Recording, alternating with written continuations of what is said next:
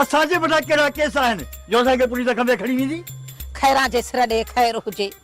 अॼु ॾींहं ताईं कंहिं हकीअ खे पुलिस ॿधो आहे, बेगुनाह माण्हुनि खे खणी वञी थी वाड़े। फज़ीलत सां ॻाल्हाए माई, तोखे ख़बर न आहे त मां केरु आहियां? ख़बर आहे मूंखे, ख़बर। हराम खोर आहे, ॿियो वरी केरु आहे? करण लाइ त घणो कुझु कयुमि, पर जेको औरत में जज़्बो ॾिठुमि, मूंखे पक थी त इहा वर्दी लहराइण खां सवाइ कॾहिं कोन मुड़ंदी। जे ज़िद ते अचे वञे हा त पंहिंजो पाण खे साइण में देरी कोन करे। खानूआ खर्दमा बंदूक सां पिपड़ कढी छॾींदी। हा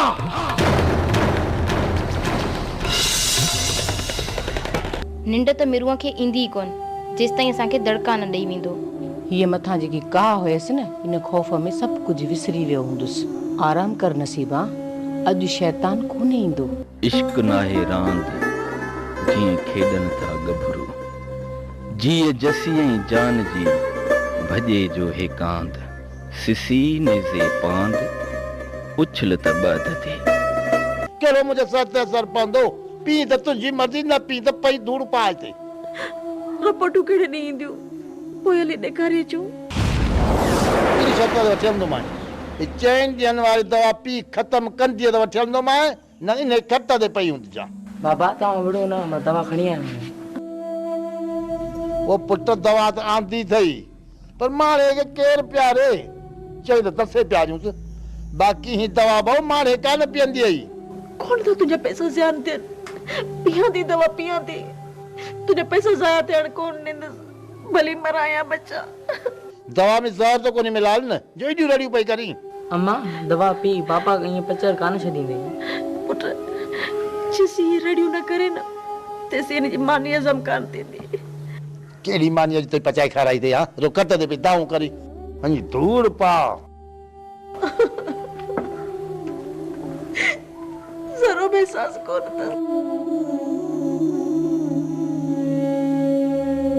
ज़रो बि मुंहिंजो एहसास कोन अथसि। मरां पई अब इनखे मानी थी खपेसि।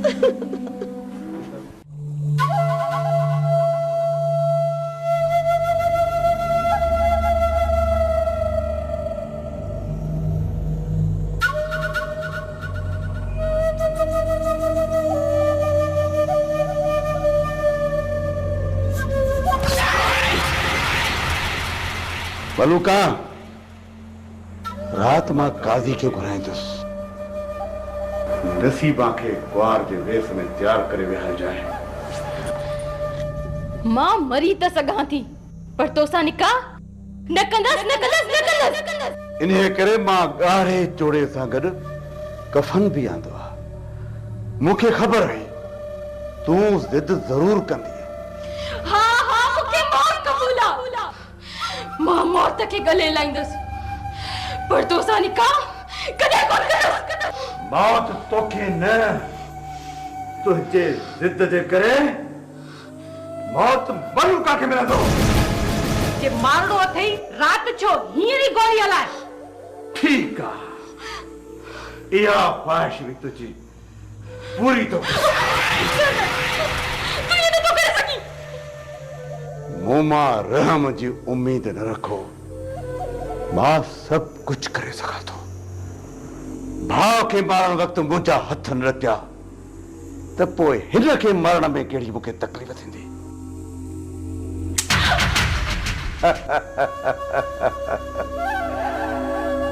मौत जो ख़ौफ़ बि केॾो न भयानक हूंदो आहे। तव्हांजे जिस्म जा झिरक ॿुधाइनि था त ज़िंदगी सां केॾो प्यार कयो थियो। इन्हे